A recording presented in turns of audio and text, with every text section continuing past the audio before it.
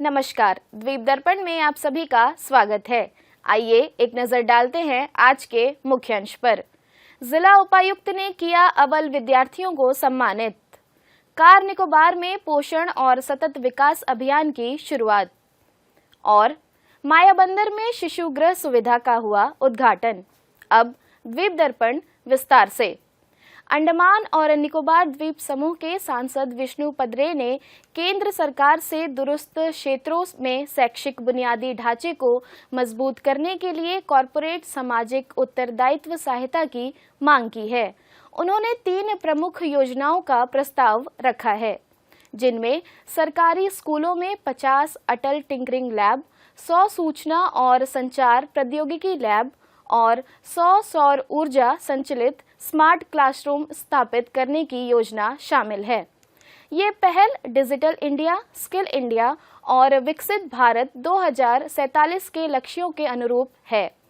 ATL का उद्देश्य छात्रों में रचनात्मकता और नवाचार को बढ़ावा देना है, जबकि आईसीटी लैब डिजिटल साक्षरता को प्रोत्साहित करेंगे। जिज्ञासा कार्यक्रम के तहत सौर ऊर्जा से चलने वाली स्मार्ट कक्षाएं स्थायी शिक्षा और हरित ऊर्जा को बढ़ावा देंगी। सांसद ने पेट्रोलियम और कोयला मंत्रालयों से CSR कोष की अपील की है, ताकि इन 250 सुविधाओं को लागू किया जा सके, जो द्वीप के छात्रों को राष्ट्रीय और वैश्विक अवसरों के लिए तैयार करेगी। बेटी बचाओ बेटी पढ़ाओ योजना के अंतर्गत ICDS शहरी परियोजना ने शैक्षणिक वर्ष 2024-25 के लिए कक्षा 10वीं और 12वीं की CBSE अव्वल विद्यार्थियों को सम्मानित करने के लिए विशेष कार्यक्रम का आयोजन किया। इस कार्यक्रम में दक्षिण अंडमान के उपायुक्त अर्जुन शर्मा मुख्य अतिथि थे। साथ ही राजनीति विज्ञान के विभागाध्यक्ष और बाल विकास परियोजना अधिकारी भी उपस्थित थे। उपायुक्त ने उत्कृष्ट शैक्षणिक प्रदर्शन के लिए छात्रों को स्मृति चिन्ह और प्रमाण पत्र प्रदान कर सम्मानित किया। सभा को संबोधित करते हुए दक्षिण अंडमान के उपायुक्त ने बालिका शिक्षा के महत्व और एक प्रगतिशील समाज के निर्माण में उनकी महत्वपूर्ण भूमिका पर जोर दिया। उन्होंने अभिभावकों से अपनी बेटियों और बेटों को समान अवसर प्रदान करने का आग्रह किया और बच्चों को उनकी आकांक्षाओं को प्राप्त करने में मदद करने के लिए करियर मार्गदर्शन के महत्व पर जोर दिया। गणमान्य व्यक्तियों, छात्रों, अभिभावकों और शिक्षकों का स्वागत करते हुए CDPO ने बालिकाओं की सुरक्षा और सशक्तिकरण के उद्देश्य से भारत सरकार की विभिन्न कल्याणकारी पहलों के बारे में विस्तार से बताया। श्री विजयपुरम के मोहनपुरा स्कूल में अटल टिंकरिंग लैब के प्रभारी शिक्षकों के लिए प्रशिक्षण सत्र आयोजित किया गया। इस दौरान शिक्षकों ने सेंसर के प्रयोग पर आधारित कुछ नमूनों का निदर्शन किया। कार्यक्रम में प्रशिक्षण के स्रोतकर्ताओं ने इस प्रशिक्षण के बारे में जानकारी दी। हमने कुछ बॉट्स बनाए हैं जिसे हम प्रोग्राम कर सकते हैं। कुछ बॉट्स इस प्रकार के काम करते हैं। ये अल्ट्रासाउंड सेंसर के द्वारा सामने पड़ने वाले किसी भी ऑब्जेक्ट को डिटेक्ट कर अपना दिशा बदल सकता है। जैसे कोई ऑब्जेक्ट इसके सामने आता है, वो अल्ट्रासाउंड सेंसर के जरिए उसको डिटेक्ट करता है डिस्टेंस के हिसाब से, और वो इस पर जो माइक्रो कंट्रोलर लगा हुआ है आर्डिनो का, उसको मैसेज भेजता है और मैसेज के द्वारा इस पर कनेक्टेड व्हील अपना डायरेक्शन चेंज कर लेते हैं। You can see there is a 2 component within the ultrasonic sensor. One is transmitter and another one is receiver. The transmitter emits the sound waves which detects the object, and the sound waves hit the object, and the receiver collects the data, and after the data is transferred to the Arduino board, and Arduino board controls the servo motors, and finally this is our project. Thank you. Okay, my name is Chidambaranathan, PGT Physics and attached to Government Rabindra Bangla Vidyalaya. I have done the project on IoT, that is it uses as a switch. It is consisting of ESP32 and relay. Using this we can switch on or off from the remote. जैसे कि आप लोग जानते हैं घर पर कभी भी हम लोग लाइट ऑफ करना भूल जाते हैं, तो हम लोग दूर से जो है इसे ऑफ़ कर सकते हैं। मान लीजिए अभी बाहर से आप जा रहे हैं, गर्मी ज़्यादा है, तो उस वक्त जो है आप एसी ऑन करना है तो आप जहाँ पर कहीं पर भी है आप वहाँ से जो है एसी ऑन करके पहले से ठंडा हो जाएगा। इस तरह जो है हम रिमोटली कोई भी चीज़ को ऑपरेट कर सकते हैं। ये एक पूरा लाइन के लिए दिया है, अगर चाहे तो हम एक इंडिविजुअल एक लाइट के लिए भी अलग अलग से हम लोग ऑपरेट कर सकते हैं। इसी को हम लोग मैनुअली भी यूज़ कर सकते हैं, एज वेल एज हम लोग इसको रिमोटली हम लोग यूज़ कर सकते हैं। Our project is about automatic irrigation system. For this project we have used a soil sensor, Arduino board, ADC converter which is analog to digital converter, a battery, a relay module and a pump motor. This project is used when the sensor will sense the amount of water in the soil. When the soil is dry, it will automatically pump the water. Let me show you a demo.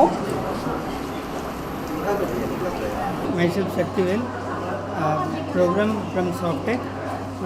ये जो अटल tinkering का जो training था in charge के लिए, ये 2 session में किया गया। तो इसमें मैं प्रोग्रामिंग कोर्स पार्ट्स में ट्रेन किया था इनको। तो ये 2 फेज़ में गए थे। पहला फेज़ में हम इनको आर्डिनो बेसिक्स और सेंसर्स के बारे में ट्रेनिंग दिए थे। इसके थ्रू स्कूल्स के बच्चों को इंचार्ज जाके ट्रेनिंग देंगे। और फेज़ 2 में हम इनको ESP node through IoT training दें, जिससे क्लाउड थ्रू इनका प्रोजेक्ट जो बनाया जाएगा। मेरा नाम सुदीप चक्रवर्ती है, मैं डी ब्रेड से हूँ। यहाँ पर अटल थिंकरिंग लैब में हम लोग 10 दिन का प्रोग्राम को चलाए हैं, जिसका मैं रिसोर्स पर्सन हूँ। 10 दिन से इसे पूरी तरह से हाई स्कूल के टीचर्स को ट्रेनिंग कराया हूँ तथा इन लोगों को उनके कामों में दक्षता दिलाया हूँ कि वे आगे अभी अपने छोटे छोटे बच्चों को स्कूल में अपना बहुत कुछ सिखा सकें। आइए अब लेते हैं एक छोटा सा अंतराल।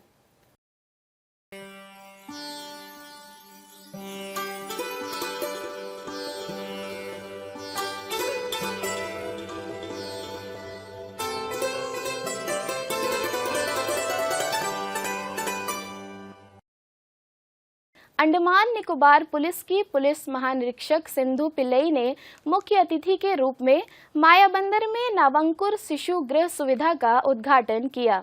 यह पहल उत्तर व मध्य अंडमान की उपायुक्त नंदिनी महाराज के मार्गदर्शन में कर्मचारी कल्याण को बढ़ावा देने और एक स्वस्थ कार्य जीवन संतुलन सुनिश्चित करने के प्रशासन के निरंतर प्रयासों के तहत शुरू की गई है। समारोह को संबोधित करते हुए पुलिस महानिरीक्षक सिंधु पिल्लई ने इस पहल की सराहना करते हुए इसे एक प्रगतिशील कदम बताया। उन्होंने इस बात पर जोर दिया कि विशेष रूप से सरकारी सेवा में यह सुविधा प्रशासन की लैंगिक संवेदनशील नीतियों के प्रति प्रतिबद्धता को दर्शाती है। नवांकुर नाम के इस शिशु गृह को बच्चों के लिए एक सुरक्षित और प्रेरक वातावरण प्रदान करने के लिए सोच समझकर डिजाइन किया गया है। इस सुविधा में एक टेबल टेनिस टेबल, झूले, खिलौने, शौचालय और एक समर्पित खेल क्षेत्र शामिल है। बच्चों में कहानी सुनाने, बातचीत कौशल विकसित करने और रचनात्मकता को बढ़ावा देने पर विशेष ध्यान दिया जाएगा। यह कार्यक्रम उत्तर व मध्य अंडमान की उपायुक्त नंदिनी महाराज और उत्तर व मध्य अंडमान की पुलिस अधीक्षक श्वेता के सुगथन की उपस्थिति में आयोजित किया गया। इस शिशु गृह में सुचारू संचालन और उचित देखभाल सुनिश्चित करने के लिए उत्तर व मध्य अंडमान की जिला बाल संरक्षण इकाई से 2 देखभालकर्ता नियुक्त किए गए हैं। जिलाधीश सह उपायुक्त की अध्यक्षता में 4 सितंबर को शाम 5 बजे दक्षिण अंडमान जिला कार्यालय के सम्मेलन कक्ष में दुर्गा पूजा के आयोजन हेतु कानून व्यवस्था एवं अन्य प्रबंधन की व्यवस्था के संबंध में बैठक आयोजित की जाएगी। दुर्गा पूजा आगामी 28 सितंबर से शुरू होकर 2 अक्टूबर को मूर्तियों के विसर्जन के साथ समाप्त होगी। श्री विजयपुरम और फरारगंज तहसील की दुर्गा पूजा समितियों के अध्यक्षों व सचिवों को सूचित किया गया है कि वे दिए गए तिथि एवं समय पर श्री विजयपुरम के जिला कार्यालय के सम्मेलन कक्ष में आयोजित बैठक में उपस्थित रहे। दूरदर्शन केंद्र श्री विजयपुरम कल doctor speak live phone in कार्यक्रम का प्रसारण करेगा। स्तन कैंसर रोकथाम से इलाज तक विषय पर चर्चा करने के लिए surgical specialist surgeon lieutenant commander INHS Dhanvantari doctor Manas Rastogi studio में उपस्थित रहेंगे। दर्शक फोन नंबर 03192 217213 पर कॉल कर डॉक्टर से प्रश्न पूछ सकते हैं। कार्यक्रम का प्रसारण कल शाम 5:30 बजे से 6 बजे के बीच होगा। आइए अब लेते हैं एक छोटा सा अंतराल। हर गहने में छुपी होती है एक कहानी और हर कहानी को बनाता है खास श्री राजेश्वरी ज्वेलरी। शादी हो, त्योहार हो, सालगिरह या कोई खास दिन, हमारा विश्वास श्री राजेश्वरी ज्वेलरी। यहाँ मिलता है आपको शुद्ध हॉलमार्क गोल्ड ज्वेलरी का बेहतरीन कलेक्शन, क्वालिटी जो दिल जीत ले, डिजाइन जो नजरें थाम ले और भरोसा जो पीढ़ियों तक साथ निभाए। श्री राजेश्वरी ज्वेलरी, पता नियर शास्त्री रोड, एबरडीन बाजार, श्री विजयपुरम। कॉल 0319223338। श्री राजेश्वरी ज्वेलरी, आपके सपनों का गहना हर मौके के लिए। टैगोर राजकीय शिक्षा महाविद्यालय के सभागार में 31 अगस्त को भोजपुरी समाज के स्थापना दिवस के अवसर पर कार्यक्रम आयोजित किया गया। इस मौके पर प्रधान मुख्य वन संरक्षक संजय कुमार सिन्हा मुख्य अतिथि थे। कार्यक्रम में डॉक्टर शिवशंकर सिंह एवं अन्य गणमान्य लोग भी मौजूद रहे। इस बीच अतिथियों ने पारंपरिक दीप प्रज्वलित किया।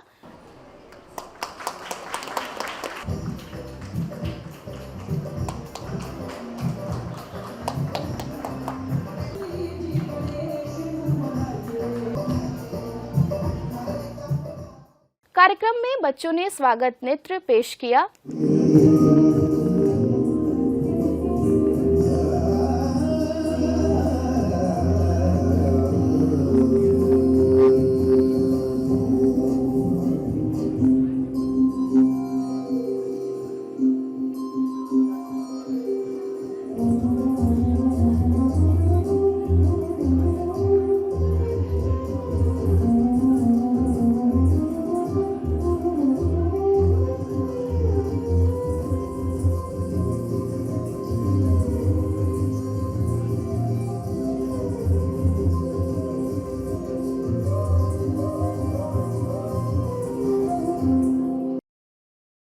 इस मौके पर कार्यक्रम में मौजूद अतिथियों ने उपस्थिति को संबोधित किया। 1857 की क्रांति के बाद जब 10 अप्रैल 1858 को 200 कैदियों का जत्था शासन द्वीप समूह में अंग्रेजों द्वारा लाया गया, तो उस समय उस जत्थे में बिहार और यूपी के कई कैदी थे। उस समय ये द्वीप समूह जंगलों से घिरा हुआ था। परिस्थितियाँ बहुत ही प्रतिकूल थी और ऐसे परिस्थितियों में हमारे पूर्वजों को बेड़ी और जंजीरों के रहते हुए उनको जंगलों की सफाई करनी पड़ी ताकि इस द्वीप को रहने के लायक बनाया। इस तरह का सेटलमेंट 1938 तक चलता रहा और हमारे देश के विभिन्न प्रांतों के साथ साथ बिहार और यूपी के कैदियों को भी यहाँ लाकर बसाया। 1947 में जब देश आज़ाद हुआ तो यहाँ की जनसंख्या सिर्फ 31,000 थी, लेकिन उसमें यूपी और बिहार के लोगों की संख्या अच्छी खासी थी। उसके बाद 1950 से 70 के दशकों में गवर्नमेंट की विभिन्न योजनाओं के तहत भूमि और आजीविका के लिए यूपी और बिहार से लोग यहाँ पर काफ़ी संख्या में आए और इस तरह उनकी संख्या बढ़ती चली गई। आज इस द्वीप समूह में हमारे भोजपुरी समाज का एक बहुत ही बड़ा हिस्सा यहाँ की द्वीप समूह की जनसंख्या का हिस्सा बन चुका है।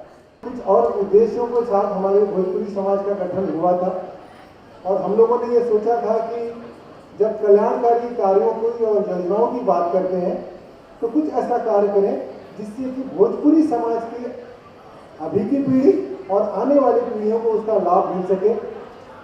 हमने योजना बनाई थी और कुछ कदम भी उस क्षेत्र में बढ़ाया कि जैसे अन्य राज्यों के क्षेत्र लोग जो है यहाँ पर आकर बसे, उन्होंने अपने राज्यों के लिए, अपने बच्चों के लिए सीट आवंटन का इंतजाम किया अपने राज्य सरकारों की ओर से। तो हमारा ये प्रयास है कि हम भी अपने राज्य सरकारों, और विशेष रूप से जब मैं कहता हूँ भोजपुरी समाज, तो हमारे पास तो 2 राज्य आ जाते हैं मुख्य रूप से, बिहार और उत्तर प्रदेश। तो हम ये प्रयास करें कि उन राज्यों की सरकारों से संपर्क करें, उनसे अनुरोध करें कि उस जन्मभूमि से निकले हुए कई लोग सपूत इस द्वीपों में भी हैं, तो उनकी अगली पीढ़ी को भी कुछ लाभ मिले, उनके लिए भी सीटों का आरक्षण किया जाए। प्रयास जारी है। उम्मीद करते हैं कि प्रशासन के सहयोग से आने वाले दिनों में हम इसको साकार कर सकेंगे। जटाकटाह संभ्रम भ्रमण्यनिर्झरी विलोल वीचि वल्लरी विराजमान मोहरी ज्वलल्ललाटमट्टपावके किशोर चंद्रशेखरे रचि प्रतीक्षणम्।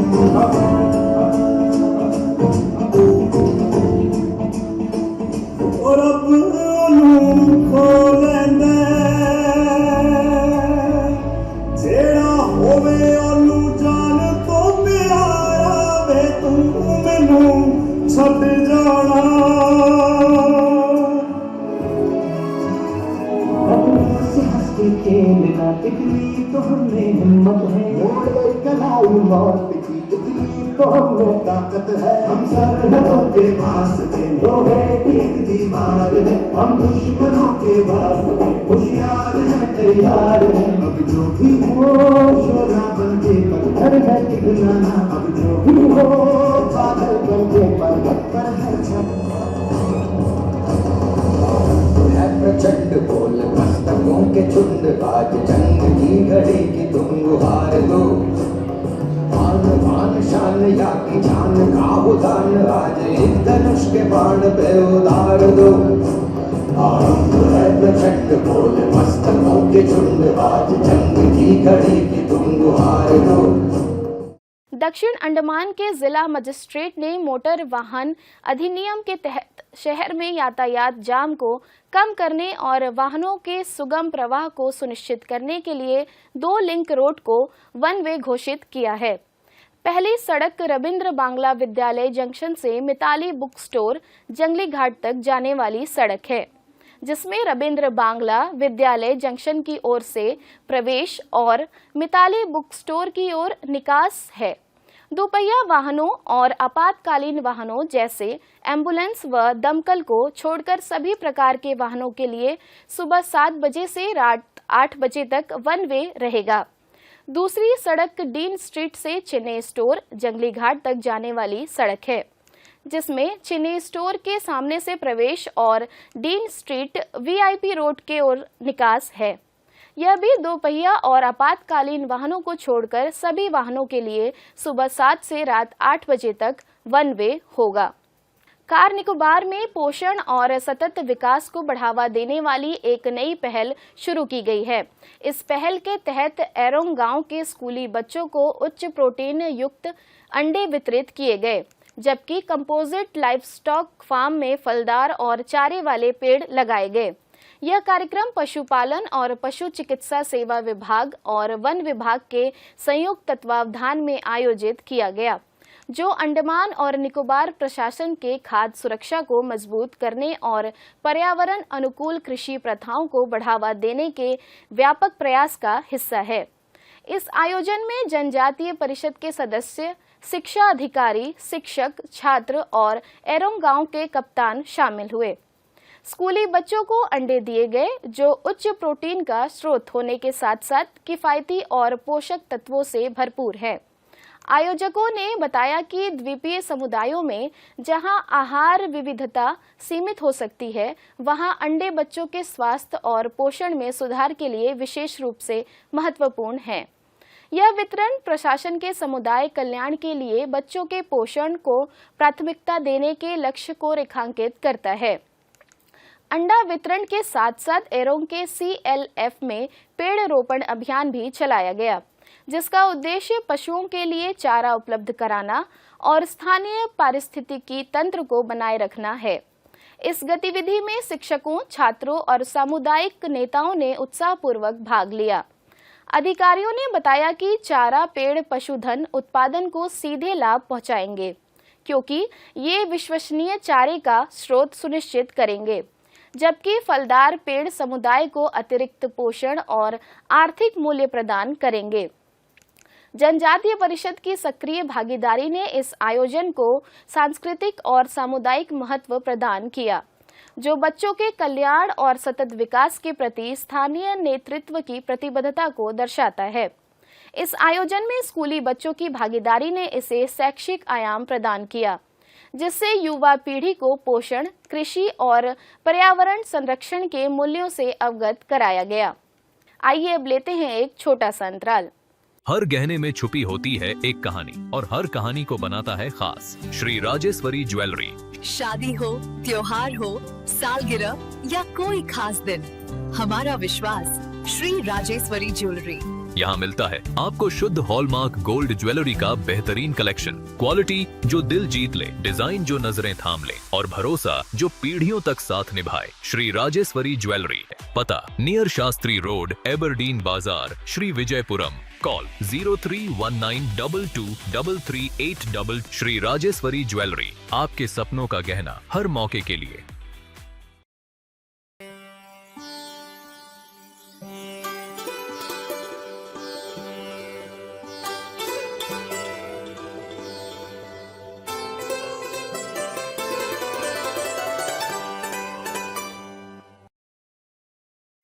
मध्य अंडमान जिला प्रशासन ने कदमतला में 8 केवीए जनरेटर को अपग्रेड कर 1000 केवीए का नया जनरेटर सेट स्थापित किया है।